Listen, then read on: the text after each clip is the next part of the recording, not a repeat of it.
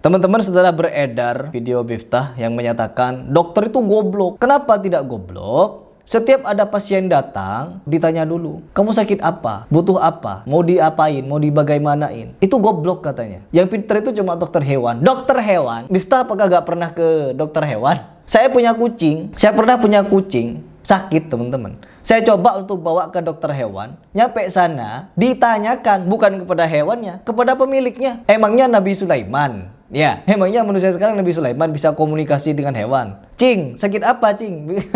Ini kesontoloyoan Miftah. Dan apakah hewan bisa datang sendiri ke dokter hewan? Miftah berusaha untuk kelihatan bijak, kelihatan cerdas, kelihatan pinter, kelihatan berwawasan. Tapi dengan materi-materi pembahasan yang sontoloyo, materi pembahasan yang murahan. Ya, hanya dokter hewan yang pinter. Setiap datang ada hewan langsung disuntik. Hewan apa? Sapi. Apa taunya cuma sapi. Yang dimana para dokter-dokter hewan ketika ada sapi begini begitu langsung disuntik. No, banyak hewan. Bagaimana kalau hewan itu anjing yang datang ke dokter hewan, kucing. Ada hewan-hewan yang butuh perawatan khusus. Kadang kura-kura. Orang ada yang melihara kura-kura. Ada orang melihara harimau.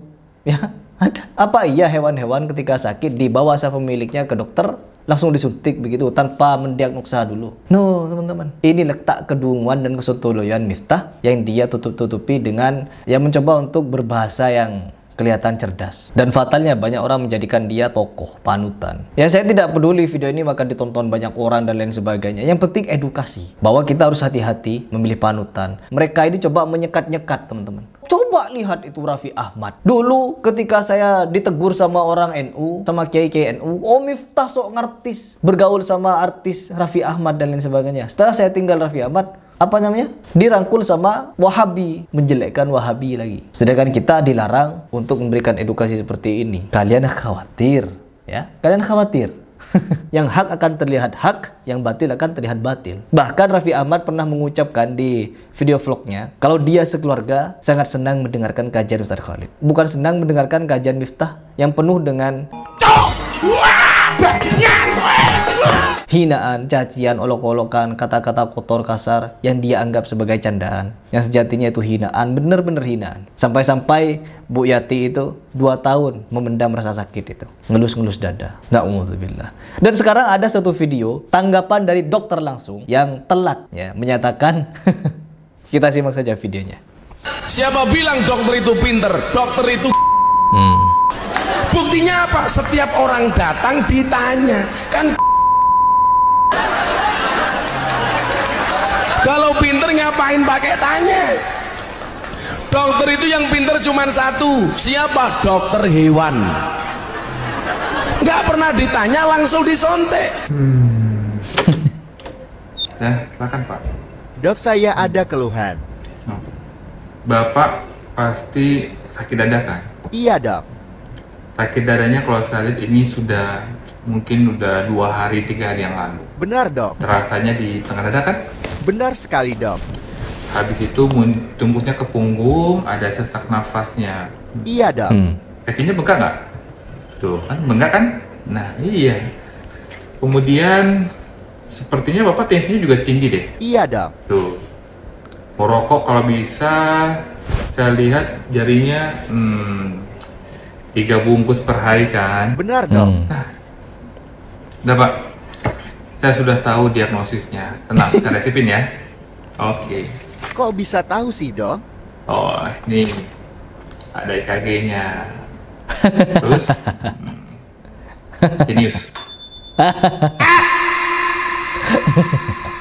Jadi begitu ya teman-teman. Ini konten dibalas dengan konten. Statement sontoloyo dijawab dengan statement jenius. Saya pertama nonton video itu saja ketika menyatakan dokter goblok. Karena ketika ada pasien ditanya dulu.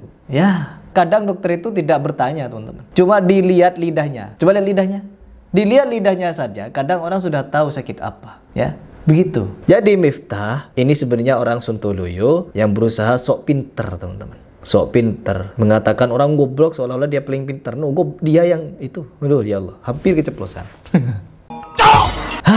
Ini adalah pertanda ya teman-teman. Pertanda kalau kita itu memang harus benar-benar belajar, benar-benar mencermati siapa orang yang mau kita jadikan panutan. Jangan sampai salah memilih guru, jangan sampai salah untuk menjadikan orang sebagai rujukan dalam beragama. Agama ini kalau kita salah dalam memilih guru, resikonya itu banyak hal, teman-teman. Misalkan nih, ini kan kita berbicara tentang dokter. Kalau kita pergi ke dokter, salah milih dokter. Pergi ke dokter, misalkan dokter itu palsu. Paling mentok-mentok kita sakit perut, diare. Ujung-ujungnya mati kalau kita keracunan obat. Tapi itu tidak berbahaya terhadap akhirat kita. Sekali lagi saya tekankan, salah memilih dokter itu tidak sebanding dengan salah memilih panutan dalam beragama. Orang salah datang ke dokter, dikasih obat yang salah, racikannya salah, terus ternyata dokter itu palsu. Paling mentok kita mati keracunan. Kalau masih bisa ditolong, kita tidak akan mati, masih bisa dikasih penawar. Ya, paling ringannya atau paling standarnya kita akan mules sakit perut, keluar masuk kamar mandi, buang air besar. Tapi kalau kita salah dalam memilih guru dalam beragama, resikonya itu dua. Kita akan gagal di dunia, gagal juga di akhirat. Ancamannya bisa neraka, teman-teman. Ya, ini kalau kita di dalam beragama. Maka hati-hatilah dalam memilih panutan beragama. Kelompok dari gus-gusan, perempuan disuruh jejer, salaman dipegang-pegang pipinya. Allah. Joget. Mereka berkedok agama tapi mengadakan konser.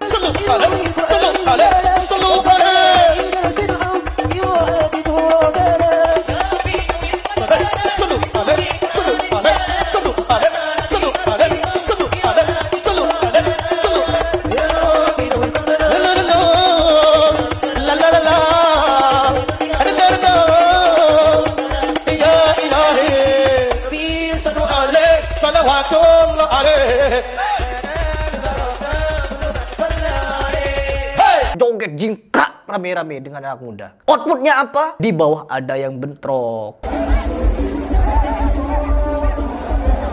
Ada videonya, bentrok tawur kemana-mana. Ada yang bawa minuman. Ada yang rangkul-rangkulan laki-laki perempuan. Apakah mereka suami istri?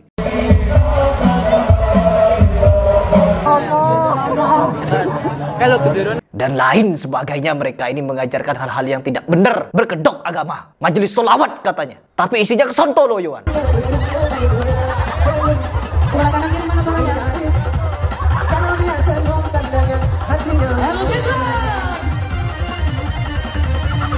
Cari siapa yang mengedit pertama, upload pertama. Kalau ketemu mau diapain? Saya tidak takut kepada siapapun, nggak takut, nggak ada takutnya saya. Meskipun mau saya dibuat Bahar Smith sudah hampir setahun atau lebih setahun. Saya tentang apa, dia jawab apa. Apa gak berani ketemu saya? Di panggung ceramah ditonton ribuan orang, mengatakan dalil yang tidak jelas dari mana sumbernya. Allah akan menyiapkan istana, dan di dalam istana ada 9 pintu, ada 9 kamar. Setiap kamar ada kasur, ada bantal, dan setiap bantal ada puluhan ribu bidadari. Sontoloyo. Dalil dari mana, disebutkan apa, dari kitab mana? Gak ada. Saya minta pertanggungjawaban dari mana dalil itu didapatkan. Gak ada jawaban sampai sekarang. Kalau memang syiar Islam harus dilandaskan dengan dengan candaan seperti Miftah, saya tanyakan mana dalilnya. Rasulullah SAW ketika berceramah, ketika di majelis ta'lim, mengajarkan sambil bercanda, tolol, goblok, bajingan dan lain sebagainya, lonte dan lain sebagainya. Akhlak dan ilmu dari mana yang didapatkan? So yes, cari siapapun yang ngupload video pertama. Dari dulu memang sudah ada ucapan-ucapan Miftah, cuman belum viral karena mungkin tidak di zoom kepada Pak Bakul S-nya. Kalau sekarang di zoom, berbicara yang bukan bidangnya seperti Miftah, berbicara tentang ilmu kedokteran. Sontoloyo, ya. Jadi saya hanya ingin mengajak kalian berpikir. Kalau tidak mau berpikir, ya sudah ikut Miftah.